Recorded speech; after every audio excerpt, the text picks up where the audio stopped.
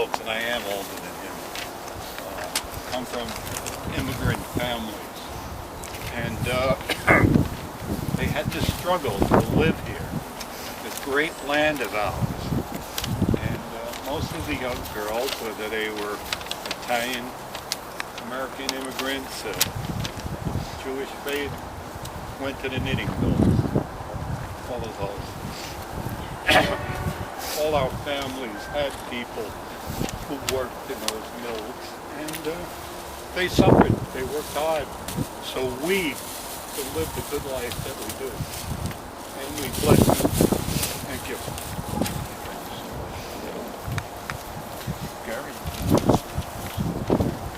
Next person, we hear about the union movement for years to give a better life for workers, both in wages, hours, and safety conditions.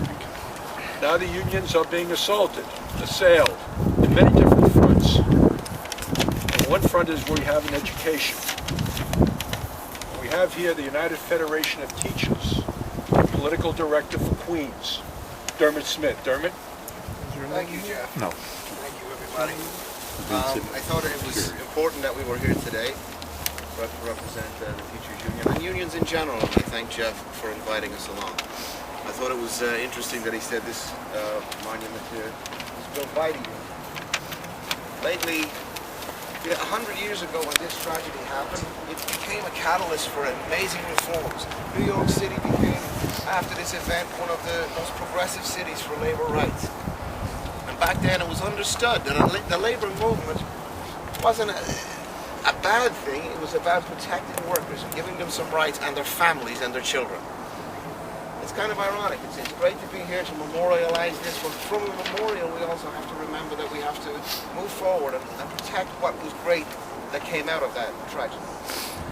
Today, 100 years later, we have unfortunately in this city a mayor who is absolutely assailing the unions, absolutely going after them and demonizing them. And the reality is there are many working class and middle class families who rely and depend upon the guide rails that came out of this tragic event.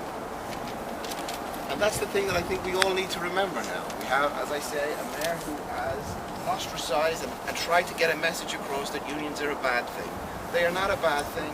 We are here to represent, I hope, all the labor unions that are here. And we are here to memorialize the Triangle Shirtwaist factory tragedy and what grew out of that. A labor movement that has a right to exist, should exist, and we need to move forward with that and remember to stand. We all should stand together in that.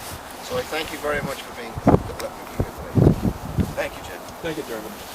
Carrying in here. The young people should have a souvenir, and you all will have it. It's called the Jewish Map. It was done by the New York Board of Rabbis, among other groups, donated, free time. It costs about $5 each right now. People want to buy it.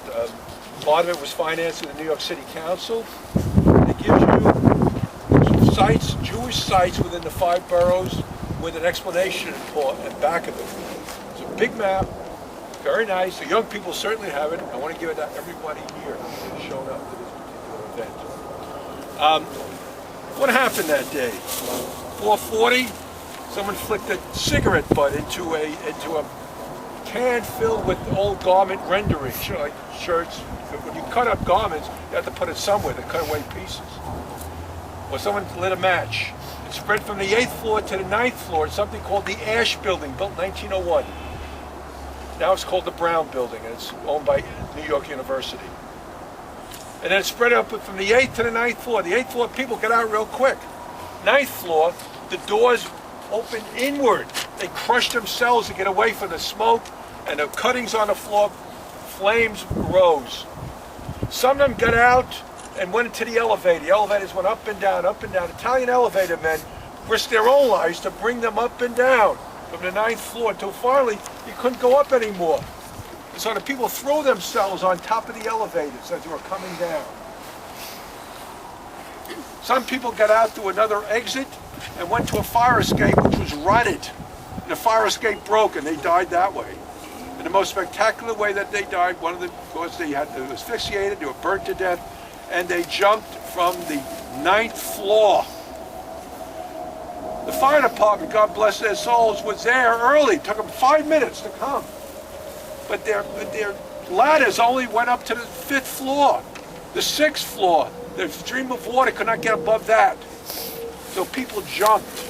At least 30 died that way. Crashing through the floor. There was some glass in the pavement. It went right through the pavement. The fire department tried to get nets. They went right through the nets. Somebody coming down from the 9th floor weighs 120, that's 100 pounds. You're coming down with a tremendous volume and crashed right through it. It was all over. By 5:10, the fire was under control. And 146 people perished. Catholic and Jewish. Italian American and Jewish.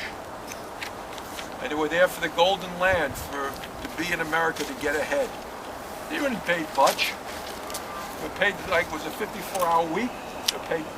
The most they were paid was $5 a week for it. But if you had several people in the family working, you did well. Then you heard the Sullivan Law, named after Big Tim Sullivan, who was an Irish political leader. And when the Factory Investigatory Commission was established, in the Assembly it was led by Al Smith, who later became a mayor. In the Senate by Wagner, who later became U.S. Senator. And they went 4 years and they came out with numerous laws.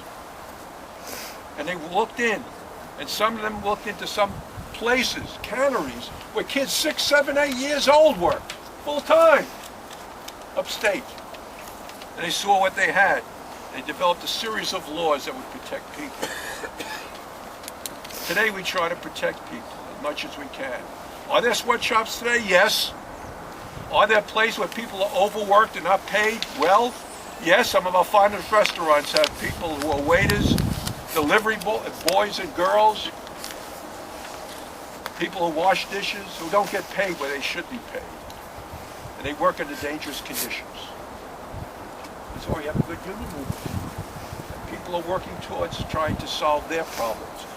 I asked a question of the young people who'll be up here in a couple of minutes, why immigrants? Why are immigrants always victimized? Because they're here and they have to make a living. They have to put food on the table, and they don't understand the language that well. They don't understand the labor law and the conditions. And so they're victimized.